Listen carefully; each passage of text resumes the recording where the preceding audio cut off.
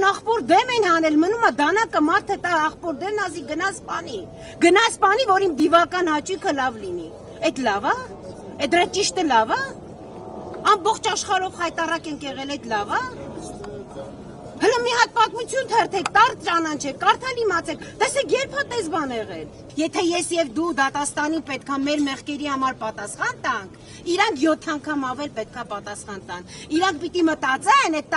դավաճան կարգալույց եղած հոգեվորականները, սրբազան հայրերը, հա, բոլորին հատա ճանաչում եմ։ Ձեզանից յուրաքանչյուրը պիտի մտածի, որ այս բոլորին